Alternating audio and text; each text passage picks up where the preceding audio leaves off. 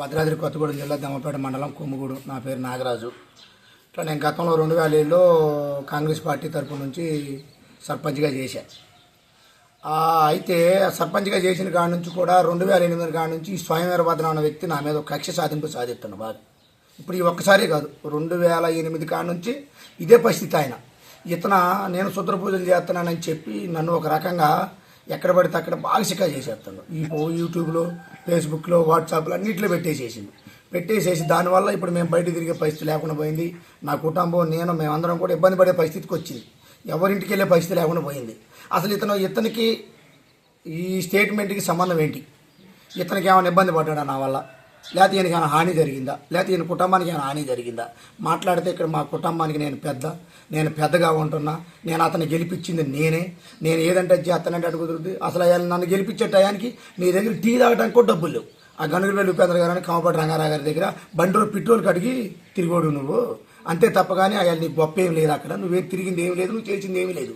కాకపోతే ఆయన SC reservation అయింది, క్యాండిడేట్ ఎవరు లేరని అందరూ కలిసి నిలబెట్టారే తప్ప కానీ ఆయన జలనగట ఆయన ఎమ్మెల్యేగా ఉండబట్టి మీరందరూ కూడా ఆయనకు భయపడి చేశారు తప్ప కానీ పార్టీ పరంగా మీరు చేసింది ఏమీ లేదు నాన్న. అక్కడ దాని గురించి నువ్వు ఇది అవ్వాల్సినంత అవసరం లేదు. అంటే మా కుటుంబానికి ఏదన్నా నేను పెద్దగా ఉంటున్నా, మా కుటుంబం ఎక్కువ మేము ఏదైనా చేస్తామనంటే అది సరిపోద్ది. ఏంటి ఏం చేస్తారు మీరు? చంపుతారా జనాలే? అంటే మీ కుటుంబం ఎక్కువ ఉందని జనాలను ఇబ్బంది పెట్టి చికాయ చేస్తారా? ఎంతమంది చికాయ చేస్తారు? ఎంతమందిని ఇబ్బంది పెడతారు మీరు? కొద్దిగా ఉండాలి కదా. మన ఎవరో పెద్ద మనిషి వచ్చి మరి ఏంటయ్యా మరి మేము తీసుకుంటున్నాం అంటే ఇక్కడ మా కుటుంబాన్ని నేను పెద్దగా ఉంటున్నా, మా కుటుంబం ఎక్కువ ఇక్కడ అంటే మీ కుటుంబం ఎక్కువ అని అంటే మీరు ఎక్కువ ఉంటే జనాన్ని చంపేస్తారా? ఎక్కువ ఉంటే నువ్వు రౌడీని పెట్టి చంపేస్తావు, నువ్వు వచ్చి చంపుతావా?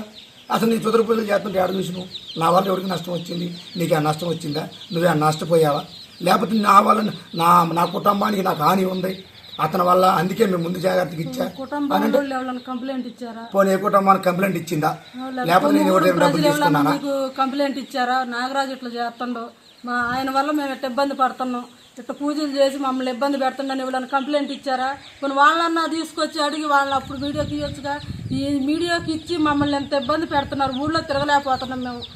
ఈ అవమానం తట్టుకోలేక ఆయన ఏదైనా చేసుకుంటాడు. అప్పుడు మా పరిస్థితి ఏంటి? నా పిల్లల పరిస్థితి ఏంటి? మాకు భూములు, ఆస్తులు లేవుగా, మమ్మల్ని ఎవరు బతికిస్తారు? వాళ్ళకి ఏదన్నా అయితే మా పరిస్థితి ఏంటి? నువ్వు 1 ఎకరం రాసివుగా మాకు, మేము ఇట్లా నాశనం అవ్వటం వల్ల నీకు వచ్చిన లాభం ఏంటి? పోనీ ఏమన్నా మా వల్ల నువ్వేమన్నా నాశనం అయిపోయావా? కొన్ని ఏదన్నా చెప్పాలిగా. అడ్డగోలుగా మా గురించి అడ్డగోలుగా రాసి మా బరువు పెట్ట తీస్తే మేము బతకాలా సావాలా? మేము చచ్చిపోతే నీకేమన్నా మా ఆస్తులు నీకేమన్నా వస్తాయా? అది లేదుగా. ఎందుకని పోనీ ఈ వీడియో నీకేమన్నా ఇచ్చారా? ఎట్టు చేస్తాను అట్టు చేస్తాడని? పోనీ మీ కుటుంబం, మాది 10 మంది కుటుంబం అంటున్నావు కదా, మీ కుటుంబం వాళ్ళు మేము చేసామా? అది లేదుగా. ఎందుకు మా ముందు జాగ్రత్తగా ఇచ్చిందంట. మా కుటుంబం అతని వల్ల మా కుటుంబానికి ఏమైనా హాని ఉందని ముందు జాగ్రత్తగా ఇచ్చిందంట. ఏం హాని ఉంది నాకు? నా వల్ల నీ కుటుంబానికి నీకేం హాని ఉంది? నువ్వేం చేసినావు? పోనీ నేను చంపినావా మేము? లేకపోతే నీ ఇంటికి వచ్చి కొట్టినావా? నీకులాగేమైనా ఇళ్ళ మీద పడి కొట్టిస్తున్నావా? లేకపోతే నీకులాగేమైనా దొంగ రాజకీయం చేస్తున్నావా? ఇది తెలిసిన కాడ నుంచి నా పిల్ల హాస్టల్లో ఉన్న పిల్లలకు అన్నం తినకోకుండా ఫోన్ చేసి ఏడుచుకుంటూ అట్టున్నారు.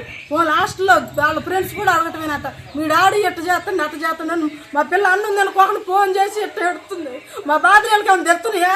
వీళ్ళకేమైనా తెలుస్తుందా? మేము ఏదైనా దాగిసేస్తాం. అప్పుడేంటి మా పరిస్థితి? ఇయ్యాలే కాదు, రేపైనా సరే ఎప్పుడైనా సరే ఆయన వల్ల మా కుటుంబానికి ప్రాణహాని ఉంది.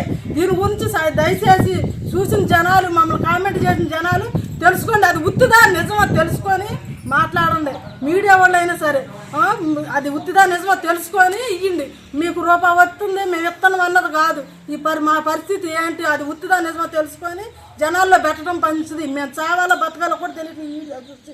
మా వాళ్ళు అందరూ మా పిల్లలు పెళ్లిళ్ళు చేసుకోవాలి. ఇలాంటివన్నీ చూస్తే మా పిల్లలకు సంబంధం ఎవరు వస్తారు? ఇటు చూస్తే ఇలాంటివన్నీ అది ఉత్తుదా నిజమో తెలుసుకోకుండా 10 మందిలో పడితే నీ నోట్లోకి నా నోట్లోకి అది అందరూ వెళ్ళిపోతుంది తప్పితే అది ఉత్తుదా నిజమని తెలుసుకున్నది ఎవరు లేరు. మా పని డబ్బు ఖర్చు పెట్టి అది ఇది అని చెప్పి మేము ఇదంతా మాఫీ చేసుకునే విధానం కూడా మా దగ్గర లేదు. మేము కొన్ని ఆస్తి ఉండాలని కాదు, 10 మంది అనుకున్నారులే ఇది చేస్తారు అన్ని దులుపుకునేది కాదు. బయటికి వెళ్తే మా గురించి ఎన్నో అనుకుంటున్నారు. అసలు మనుషులకి ముఖంకెళ్ళి చూస్తుంటే కుక్కను చూసినట్టు చూస్తున్నారు. ఈయన వల్ల, ఈ స్వయంవర భద్రం వల్ల వీళ్ళ అనుసరణ ఇంకొక 2-3 ఉన్నారు. వాళ్ళు చూస్తే సైకిల్ చేసుకుంటా మనిషిని చూసి సైకిల్ చేయటం, వీడి సంగతి చూద్దాం, వీడి తోలు చేద్దాం, వీడిని చంపుదాం, ఈడెవడు నన్ను చంపడానికి? అన్ని నేను పూజలు ఇది చేసి చేశానా? ఏం వస్తువులు మేము సంపాదించుకున్నాం అంతత్ర పూజలు చేసి మా ఇల్లు వాకి అప్పుల మేము కోసం ఇంటి చేసుకున్నాం. ముందు ఆవును కూడా అమ్ముకున్నాం అప్పులు తీర్చుకోలేక ఇవన్నీ చేత చేయడానికి ఒక పూజ చేసి అప్పు తీర్చుకోవచ్చుగా ఎందుకట్ట మా మీద పుట్టియటం మమ్మల్ని అనేక రకాలుగా స్వయం వీరభద్రం వల్ల స్వయం వీరభద్రం కుటుంబం వల్ల మాకు ప్రాణహాని ఉంది. మాకేదైనా జరిగితే కూడా ఈ స్వయం వీరభద్రం స్వయం వీరభద్రం వల్లే స్వయం వీరభద్రం వల్లే స్వయం వీరభద్రం కుటుంబం వల్లే వీరభద్రమే కారణం వీరభద్రమే కారణం దానికి కూడా ఇవాళ ఇది పుట్టించి రేపు రేపు కూడా ఇంకేదో పుట్టించు. ఇది ఒకటే కాదు కదా అట్ట ఇప్పటికి ఎన్ని దొంగతనం కేసు పెట్టించిండు, ట్రక్ ఎత్తుకుపోయిండు, బండి ఎత్తుకుపోయిండు, తర్వాత ఇంకేది సీసీ రోడ్ల విషయంలో గొడవ పెట్టుకుంటూ మిత్రసేన దగ్గరికి పోయిండు. ఈ ప్రతి ఒక్కడి మీద నువ్వు గొడవ పెట్టుకో. నువ్వు ఒక లీడర్ అన్నోడివి, నువ్వు పెద్ద ఎదగాలనుకున్నోడు, 10 మందికి న్యాయం చేయాలి. నువ్వు అటువంటి సూత్ర పూజలు చేస్తున్నా అది చేస్తున్నా ఇది చేస్తున్నా నీకు సిగ్గుచరం పెట్టాలి కదా భగవంతుడు అన్నోడు కొద్ది కన్నా. నువ్వు మనిషివే కదా, నువ్వు సిగ్గుచరం ఉండాలిగా నీకు. నేను ఎక్కడ సూత్ర పూజలు చేశానో, నేను ఎక్కడ చేస్తే నువ్వు చూసావో, నువ్వు అది నిరూపించలేదనుకో నీకు ₹1,00,00,000 నీకు పరువు నష్టం కేసు నేను ఆల్రెడీ రెడీ చేశా. నా వల్ల ఎవడో ఇబ్బంది పడ్డా చెప్పు. ఆ కంప్లైంట్ ఇచ్చింది ఎవరో మీడియాలో పెట్టొచ్చుగా ఆ మనిషిని కూడా. ఈయన ఒక్కడే ఈయనకు వచ్చినట్టు మాట్లాడితే సరిపోద్దా?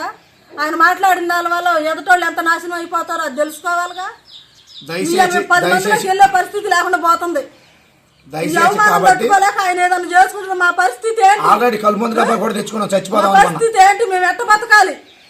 నా పిల్లలు వేసుకుని నేను ఎట్ట బతకాలి? ఇప్పుడు మాకేమైనా ఆస్తులు లేవుగా ఈయనకలాగా. మేము ఎట్ట బతకాలి? ఆయన మమ్మల్ని నాశనం చేయటం వల్ల ఆయన కొంచెం ఉరగొచ్చింది ఏంటి? కాబట్టి దయచేసి ఏంటంటే మీడియా మిత్రులందరూ కోరుకునేది ఏంటంటే నాకు ప్రాణహాని అన్నది స్వయం వీరభద్రం కుటుంబం వల్ల స్వయం వీరభద్రం వల్లే ఉంది.